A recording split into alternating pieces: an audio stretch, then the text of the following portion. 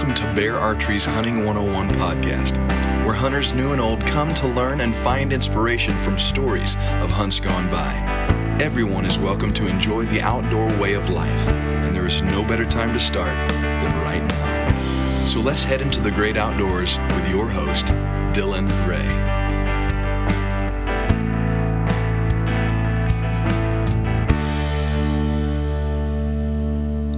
All right, welcome to Bear Archery's Hunting 101. Joining me is Mr. Cole Cannon of Buck Ventures Outdoors. Cole, how are you, man? I'm doing good, Dylan. How are you? Man, I am absolutely wonderful. It is hot and it is humid here in Kansas, but I'm doing better than I deserve, that's for certain. Yeah, it's actually not too bad down here in Oklahoma. We got a big thunderstorm not too long ago, so it's a little cool now, but I'm sure it's about to get real muggy before too long. But yeah, it hit us early this morning. Moved down to you, so it caused the afternoon to be real muggy and nasty. Yeah, well, we needed it. We had beans and corn and all that were desperately needing some rain, so we're thankful for it for sure. Absolutely. Well, man, what's your role there at Buck Ventures? So my role is I guess my title would be producer and editor for the Buck Ventures show, and then we also have a digital series on my outdoor TV called The Woodsman that I do a lot of the editing for. And so during the fall, my job is basically to follow Jeff Danker around with a camera and not screw up, pretty much. Try to get some big deer on camera and lay down some footage for our shows. How long have you been with him? So I've been here. I started with Jeff. It was actually last January. I think it was actually January 14th was the day. It was my first day working for him. So a little bit over, a year and a half or so, somewhere in there. That's awesome, man. What bear bow are you shooting this year? So I am shooting. I've been shooting the Kuma for a couple years and absolutely loved it. Greatest bow probably ever gonna made. Go ahead. Yeah, it's. I'll tell you what. I've shot it really good and have zero complaints with it. I'm thinking potentially this year I might get a status. I don't know. I'm shooting this Kuma so good, it's kind of hard to get away from it. But we'll see what happens. Hey, man. No. I don't want to sway you in any way, but the Kuma, man, I'm shooting the perception, or not the perception. I'm shooting the status this year, and the Kuma, man, I just enjoy the Kuma a lot more. I think it performed better for me. I'm not saying the status is not a fantastic bow, but I'm a shorter guy. I'm 27 and a half inch draw, and that Kuma 30 really just fit me perfect. So I fully understand where you're coming from, man. The Kuma series was a fantastic bow. Before we dive in, I do want to give a quick thank you to some of our friends over at American Hunt. American Hunt is a website where you can log on. So if I was rolling through Oklahoma and Cole wouldn't hook me up with some hunting ground, I can log on to the American Hunt website, and it's almost like an Airbnb. I can find hunting ground, and people can lease their ground by the day. People can lease it by the week or by the year. So I can log on and find somewhere for a morning sit. Very effective, creating more opportunities for us to hunt, creating more access to more land. And so I thoroughly enjoy it. If I'm on vacation somewhere and I think, man, I just want to go shoot a turkey, I can log on and search for that state and find some ground and just go hunt. So it's an awesome thing. So go check them out. But Cole, man, I wanted to have you on and just talk about your start in hunting, kind of how you got your start, who got you involved in hunting, and kind of the toll it's taken on your life since then. So how did you get your start in hunting? Yeah, so going back, I think I've been crawling in a deer stand since I was probably 4 years old. We had a big lease out in West Texas. I think it was a 42,000 acre ranch. And I was 4 years old and had my dad. And I was crawling up in a 15-foot box blind when I was 10 or 4 years old. But my dad is 100% the person who got me involved. Like I said, I've been doing it since a really young age, and I think I harvested my first deer when I was 7, and just being out there, just over the years and just learning, from when I started to now, it's incredible how much you can learn, obviously over that amount of time. But now that I'm getting to basically hunt for a living, it has changed my life drastically. I really don't know what to say. The Lord's kind of blessed me and placed this in my life, and it's I get to do it for a living, and I really I try not to take it for granted because I love it every single day. Show up to work and hunt. Not many people can say they get to do that and make a living out of it, and it's just been awesome. Man, but you do have to hang out with Jeff all the time. I do have to hang out with Jeff. I have to keep him and Daniel both in line, which is a pretty big task. But I manage, for the most part. I do a pretty good job of that, I think. I'm absolutely kidding, by the way. Those guys are fantastic, and those are the guys. Those are the guys that I, as a high school kid and as a middle school kid was watching on TV, thinking, man, those guys are living the dream.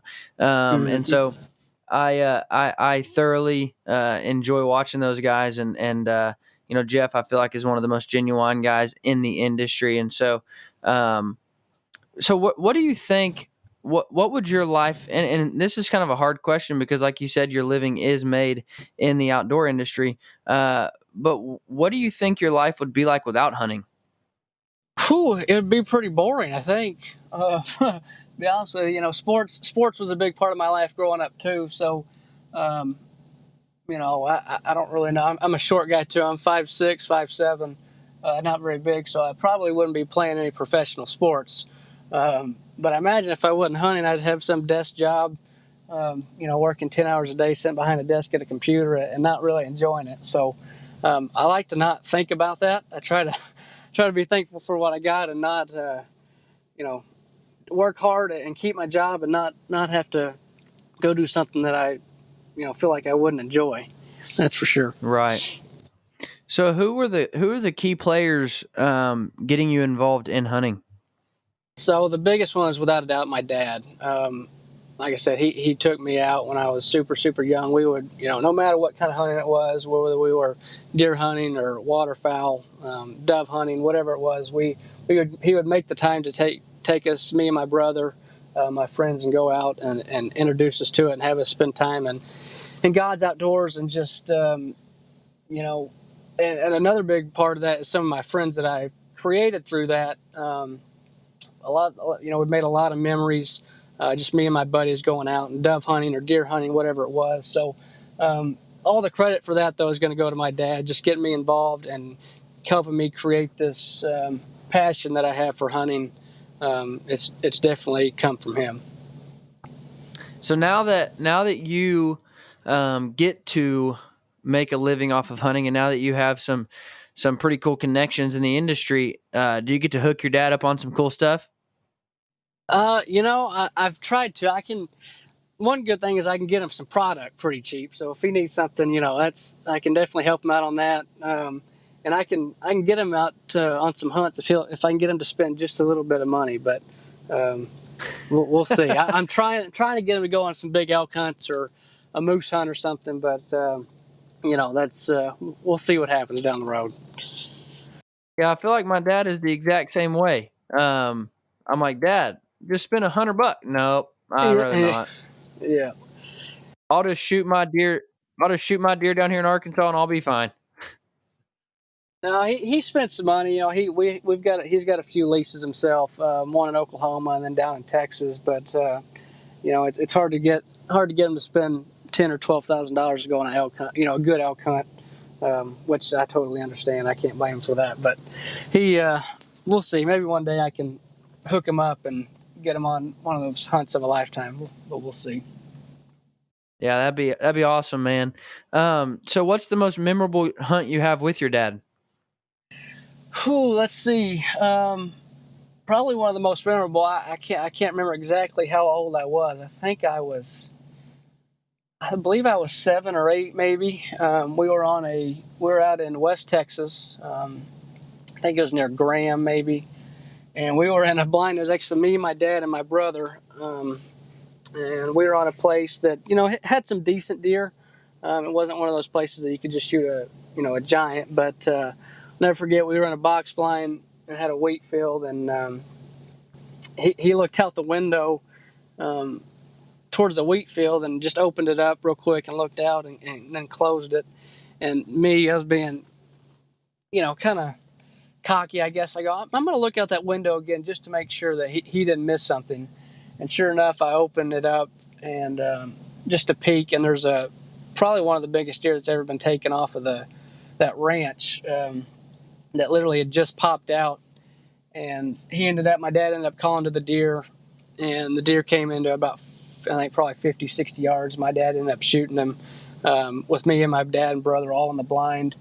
And I'll just never forget that, because he literally had just looked out the window, and me just trying to make something happen, almost in a sense. Just looked out the window, and sure enough, I got lucky enough, and the deer that we were hunting had actually stepped out, and able to get it done with my dad and brother, and it was a really, really cool experience. Do you still get to hunt with your dad quite a bit? I haven't. I didn't get to a whole lot this past year, just because I spent a lot of time with Jeff. Obviously out filming, 70 days out of the year hunting. In college, I went to Texas A&M, but in college, I got to hunt with him quite a bit. We had a lease up in Kansas. We went up there quite a bit, and then I try to do as much as I can, turkey hunting or whatever it is. But it just kind of depends on what our schedule is here at Buck Ventures, and if I have a little bit of free time to get down there and see him and do some hunting. So do you have any kids of your own? I do not. No, sir. No wife or nothing. Not yet, anyway. Well, man, that's one of my biggest things. Hearing you talk about your dad and my story's very similar with my dad being the one who got me out in the woods and got me hunting, and so it's one of those things where now that it's been passed on to me, I cannot wait to pass it on to my kids. Have you ever experienced or have you ever taken on somebody and said, let me teach you how to hunt, let me get you involved in the woods? I haven't really had the opportunity. I mean, I don't want to say I haven't had the opportunity, and I hate to say I haven't had the time, but I just haven't made the time. But I'm actually, it was really on my heart not too long ago. My little cousin, I think he's 9 or 10 years old, and he's never really had the chance to go out and hunt.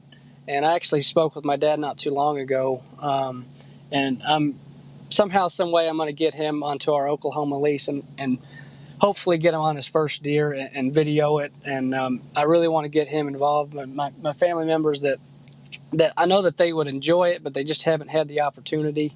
I really want to try to get them involved as best as I can. And so I'm working on setting that up, and then yeah, we'll see. I need to do a better job, really, of making the time if I can. It's hard now because I'm gone so much, Right. Working. But I'm definitely gonna make the time this year and try to get that done. Well, man, I sure hope you can get it done with him, and I sure hope that he becomes a lifelong hunter because of it. And I know, I hope one day when somebody asks him, well, who was influential in getting and him started, that he talks about you and how you invested in him and got him in the woods. And man, I promise you, if you get it on video, I'll watch that. And Yeah. because I love watching kids, and I love watching their reaction, and I love watching people when they shoot their first animal, and it's just it's always a fun thing to get to feel like you're a part of that. And so I can't wait to hear about it. Yeah, I know he's ready to go. He actually got a little bow for Christmas this past year, and he'll shoot it. And every now and then he'll call me and tell me how good he's shooting his bow and that he's ready to go hunting. So we're gonna make it happen, and hopefully we can get it all on film. But either way, it'll be an awesome experience for him. Yeah, I'm sure it will be, man. So what is your what's your favorite hunt to date? Ooh, is that with me hunting or is that me filming? Either way, man. I'd have to say this past season, when I was with Jeff, we were up in northwest Oklahoma, and if anybody's watched Buck Ventures at all, you'll know that northwest Oklahoma is where Jeff's been hunting for, I think, since probably the 90s.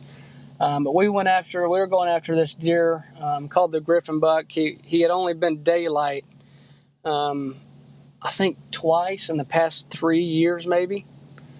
And we were going in, and right before we got there, it just started blizzarding. Basically, the snow just started coming down, and this was October the 24th. This past year, we had a big front come through, and going to the stand, me and him just kind of knew that this could be the night that he would show up if it's going to happen. There was a big drop in temperature, and the pressure was going way up. And we actually got in there, and the snow was, you really couldn't hardly see, to be honest with you. It was just coming down so hard. But an hour before dark, we looked up, and there he was. He was about 50 yards. And he got to 50 yards and really wouldn't come any closer. And so Jeff decided to actually take a shot at him.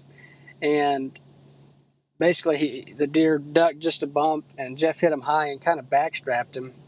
And I'm kind of taking this into two hunts because this isn't really one particular hunt, but this deer. So we backstrapped him that night, and 2 weeks later, we kind of had the same type of weather. It wasn't snowing, but we had a big drop in temperature and another big rise in pressure. And sure enough, about 15 minutes before dark, this deer came in, and Jeff shot him actually with the bear status at 30 yards. And it was without a doubt one of the smartest deer that I've been hunting. And I wasn't really even hunting; I was just filming. But just to watch the way that he moved and how careful he was with every step, because we saw him from a long ways off, and just every step that he took, he was just so cautious. And that hunt, actually those two hunts were probably two hunts that I will never forget. It was just a really cool deer. He ended up scoring, I think, 174, which I know you asked for one hunt, but that deer in particular was a special one, and we hunted him hard. And for it to finally happen, it was really, really cool. Yeah, man, those deer that you chase so hard, it's like you dedicate so much time, energy, and effort into that deer that once you get it, man, it's the greatest feeling in the world. But on the other end of that spectrum, don't you love it when you're out hunting and a deer comes in that you've never seen before, and you just make it happen, and it just all comes together, and it's almost just like that was almost easy. Yeah, and that actually happened this past year. When we were hunting that deer, after we backstrapped him, we kind of backed off a little bit to not pressure him, and we ended up moving to a different part of the ranch. And we actually literally a surprise buck showed up, a 173, and we ended up shooting him on Halloween night. And then we actually went back a week later and ended up shooting this deer that I've been talking about. But yeah, whether they're surprised or whether you have history with them, if you can get it done, it's exciting. Yeah, man. Well, I do want to. I want to leave with one more question, and basically, I want to ask you your hunting plans for the future, and what I mean by that is not just continue hunting or continue making TV, but you as a hunter, how do you want to grow as a hunter? Yeah, that's a tough question. See, for me, I'll give you time to think of it, and I'll answer it for myself. For myself, I would say getting more into traditional archery. Um, I want to take on that challenge. I want to start back at the beginning. It's something that's going to be new to me. It's something that I'm going to learn, from the get-go how to do this. But it's something I also want to add to my arsenal. And so I just picked up a bear grizzly, and it's time to start learning. It's time to start practicing. And hopefully next year I can shoot a deer with a recurve.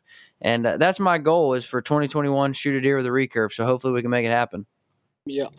Well, I would say, I I'd like to try traditional, but I really want to improve just with my compound in general. I want to shoot. I want to shoot a couple booners if I can, with a compound bow. I just haven't. I grew up in Texas, and down there it's obviously a lot of rifle hunting. So I've shot a lot of deer with a rifle, and I've shot a lot of deer with a bow too, but nothing. No giants, I guess you could say. Shot a lot of good deer, but I want to start, start with some bigger deer, and then if I can move in traditional, I would be, I definitely will. But right now, I think I want to improve my compound. I don't want to say game or performance, but try to get a few more deer under my belt before I move over to that. If that makes sense. I lied to you. I want to ask you one more question. Yeah. For somebody who's just now getting into hunting, for somebody who's just taking those steps into getting into hunting, how would you encourage them? What piece of advice would you give them as they begin to take on this task of becoming a hunter? Yeah, so I would say, man, enjoy it. I know, obviously, for me and for Jeff and Daniel and all of us, it's kind of a job, and we've got to go out and try to get footage for sponsors and this or that. But you got to never forget to enjoy it. You got to sit back for a little bit and just enjoy the sunrises, the sunsets that God's, He's allowing you to enjoy His great outdoors, and hunt. Learn from people who know what they're doing. People who have experience. If you're going to go out and hunt, try to get someone who can help you, someone who can help you do it right, and just learn. I mean, just spend time in the woods and soak up as much information as you can, and just try to further your knowledge of whatever it is that you're hunting. And like I said, you just got to forget to never stop enjoying it, because it can be a struggle. There's times that you'll be like, man, why am I doing this? Or I don't like this right now. But you got to push through it. You just got to be thankful that you've got an opportunity to be out there, just to spend time kind of isolated from the world, and spend some time with yourself and with God and the outdoors, the animals that He's created, and just enjoy it. Yeah, that's absolutely that's some of the greatest advice, man. Is just don't lose sight of the pure joy of hunting. Yeah. Don't get caught up in shooting, Pope and young deer. Don't get shot up in shooting Boone and Crockett deer. Just simply enjoy being in the woods, Yeah. because when you enjoy being in the woods, every day hunting is a good day. Yeah. And so that would be my best advice too. Is just remember that it's not all about the kill. Remember that you know every day in the woods is a day you can learn something. It's a day that you can experience something new. It's a day that you can add something to your arsenal. But like Cole said, it's also just a great way to enjoy the beauty and creation and to enjoy the Creator. And so I would just encourage you to just find the pure joy in being in the woods, and don't get caught up so much in hunting or killing a big mature buck, and just enjoy hunting. The big mature deer will come. The Yep. big bucks will come. The big elk will come. You just enjoy being in the woods, and enjoy the chase, and enjoy the pursuit, and enjoy the journey, and that'll make hunting all completely worth it. But before we go, I do want to give a quick shout out to some of our friends over at Pope and Young. Those guys there, from the beginning, one goal in mind, and that's to create more opportunities for bow hunters. And so if you're not a member of Pope and Young, I would encourage you to go over and join, because those guys continue to this day to help give us opportunities as bow hunters. And so go support Pope and Young. Those guys over there make a difference in what we as bow hunters do and what we as bow hunters get to do. So go become a member of Pope and Young. But thanks for listening, and you guys have a great week.